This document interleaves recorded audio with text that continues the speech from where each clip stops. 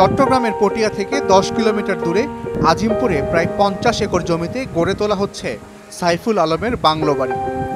সাইফুল আলম অধিক পরিচিত এস আলম নামে।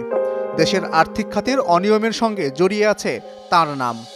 সরেজমিনে 2 দফা সেই বাংলো বাড়ি পরিদর্শন করে দেখা গেছে সড়কের এক পাশে বাড়ি, অপর পাশে মসজিদ ও গোরস্থানের জন্য জায়গা নির্ধারিত আছে। তবে বাংলো বাড়িতে ঝুলছে তালা। এস আলমের 7 ভাইয়ের জন্য সেখানে রয়েছে 7টি বাড়ি। এর মধ্যে এস আলমের নিজের জন্য তৈরি করা বাড়িটি 4 তলা বিশিষ্ট।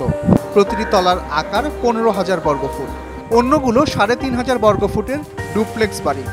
প্রতিটি বাড়ির সঙ্গে রয়েছে লেক। প্রস্তাবিত বাংলো বাড়ির সর্বোচ্চ 10% এলাকায় গড়ে উঠেছে এই 7টি বাড়ি। বাকি জায়গা ফাঁকা রয়েছে। নির্মাণাধীন বাংলো বাড়িটির যথাযথ পানি নিষ্কাশন ব্যবস্থা না থাকায় আশপাশের এলাকায় বর্ষা মৌসুমে পানি ওঠার অভিযোগ করেন এলাকাবাসী। থাকতো না, এখন কেন উঠতেছে পানি? এখন বন্ডার দেওয়া বলছে, বন্ডার ওয়ার নালা দিয়ে বলছে, নালা দেয় না, নালা বন্ডার ওয়ার কেন পানি উঠছে। আমাদের পানির বেশি অসুবিধা।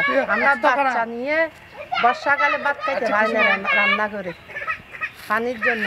পানি একটু রাস্তা পুরো যে রাস্তা দিয়ে হাঁটার জায়গা থাকে না।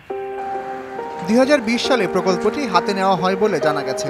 শুরুর দিকে মাটি ভরাট ও জমির সীমানা নির্ধারণ করতেই অনেক সময় চলে যায়। এরপর চট্টগ্রাম ও পটিয়ার 4টি ঠিকাদারি প্রতিষ্ঠানকে কাজ দেওয়া হয়। এর মধ্যে কয়েকবার এস আলম তার পরিবার নিয়ে সেখানে বনভোজন করেন। প্রতিদিন প্রায় 200 শ্রমিকের বিশাল কর্মযজ্ঞ চলত সেখানে। 5 আগস্ট সরকার পরিবর্তনের পর 1 মাস পর্যন্ত কাজ চলে। এরপর বিল না পেয়ে কাজ বন্ধ হয়ে যায়। এখন শুধু 4 জন নিরাপত্তা রক্ষী রয়েছে।